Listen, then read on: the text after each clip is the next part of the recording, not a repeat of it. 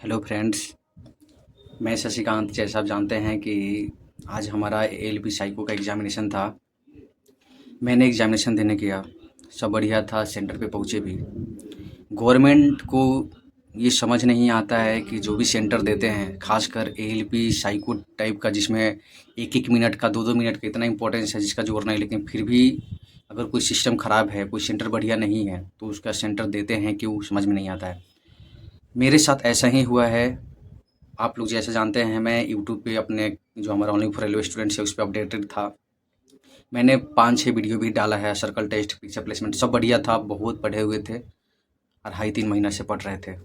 जब से आंसर किया है तब से, इसलिए कि हमारा मार्क्स बहुत अच्छा था, 75 प्लस था, तो एकदम श्योर थे कि हमारा रिजल्ट होने वाला है और इस बार मेरिट भी बनेगा।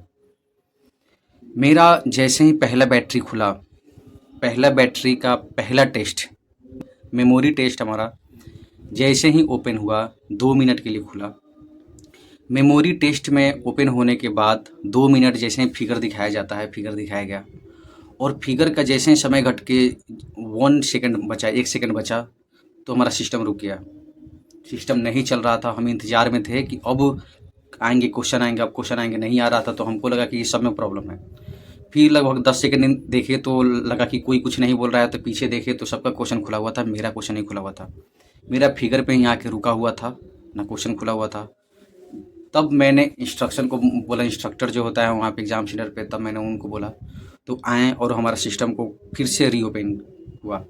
जब सिस्टम रीओपन हुआ तो उसको स्टार्ट होने में लगभग 4 से 5 मिनट हो चुका था। और आप मेमोरी टेस्ट में जानते हैं, 2 मिनट याद करने के लिए दिया जाता है और उसके बाद 12 क्वेश्चन पूछे जाते हैं।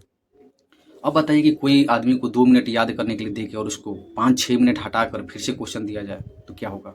यही अगर प्रॉब्लम और बैटरी टेस्ट में आते हैं, फुलिंग फुलिंग डायरेक्शन टेस्ट या हिडन क्यूब या सिमिलरिटी, किसी में प्रॉब्लम आता, कोई प्रॉब्लम नहीं था। मेमोरी टेस्ट में 2 मिनट में याद करके क्वेश्चन को देना पड़ता है। 2 मिनट याद करके आप क्वेश्चन को हटा देते हो, 5 मिनट बाद ओपन करते हैं। मैं सारा चीज़ भूल चुका था। 2-2.5 महीना का मेहनत, और 2.5 महीना तो छोड़िए, ये जो वैकेंसी 2024 में आया था, 2024 जनवरी से लेके आज 2025 जुलाई तक का सफ़र, 1.5 साल का सफ़र। अगर आप लोग पढ़ रहे हों तो आप लोग समझ रहे होंगे कि ये सफ़र कितना मुश्किल था।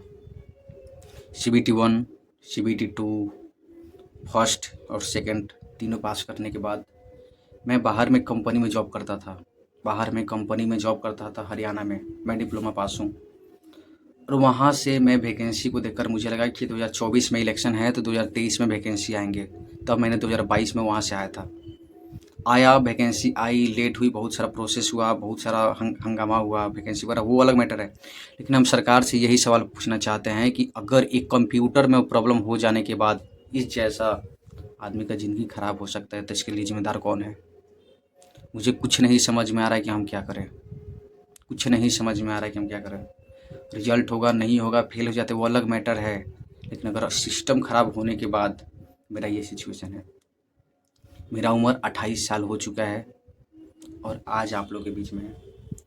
बहुत शौक अरमाने के स्टूडेंट रखता है कि वो एग्ज़ामिनेशन देगा और क्या क्या, बहुत सारा चीज़। आप लोग अगर स्टूडेंट हैं, आप लोग तो स्टूडेंट हैं, तो आप लोग जानते होंगे। समझ नहीं आ रहा है क्या करें। वो सेंटर का जो नाम है वो डिजिटल डिजिटल डायनेमो, ऐसे हैं, डिजिटल डायनेमो करके है, हम उसका दे देंगे। बस क्या कहें। और भी बैटरी टेस्ट, पहला बैटरी टेस्ट गड़बड़ होने के बाद पूरा हम डिप्रेस्ड थे।